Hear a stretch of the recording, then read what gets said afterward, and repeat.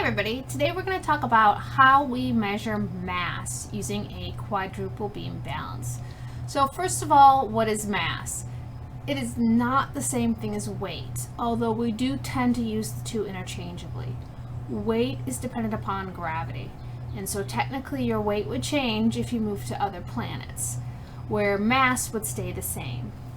A quadruple beam balance measures mass, and the reason it can measure mass is because gravity will push down on both sides of this teeter-totter at the same rate, and so it's actually measuring mass. So this device would work on the moon or on Jupiter if you were able to take it there.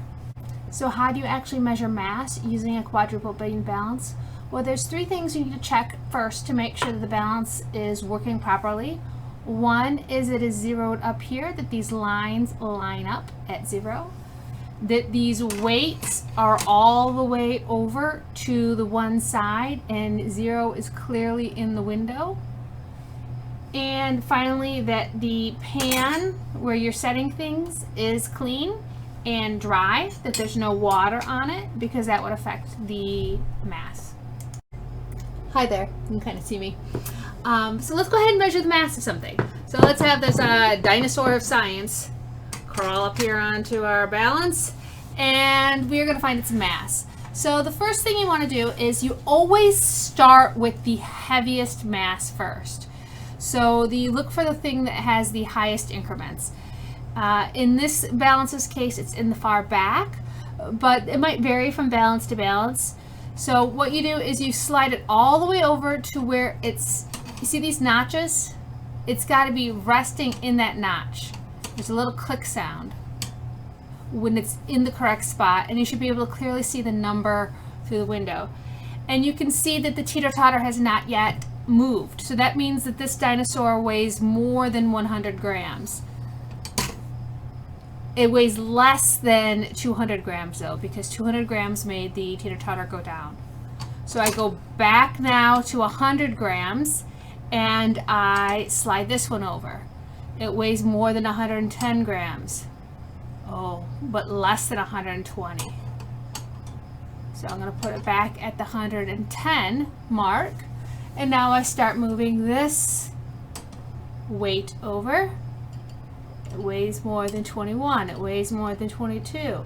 And I keep going until this end tips down. Okay, each time making sure I've clicked it into place. Alright, so there we go. So far I have 129 grams on the scale, and I still need to adjust more, so I'm going to gently slide this last bar until I can get the line to point exactly at 0. So the balance stopped moving and it is lined up completely at 0. So that now tells us that we have the correct weight, the correct mass on this side that equals the mass of the dinosaur. And so now what we need to do is just add up the numbers that are shown on the bar. So now the triple beam balance has stopped moving, and now we need to add up the weights that are displayed. We see that we have 100 grams plus 10 grams plus 9 grams. So far we're at 119 grams. And then we look at this final bar, and that's going to tell us what the digits are beyond whole numbers. So 119.2, it's going to be greater than 0.2, but less than 0.3. And if you see, it's about 2 lines past 0.2.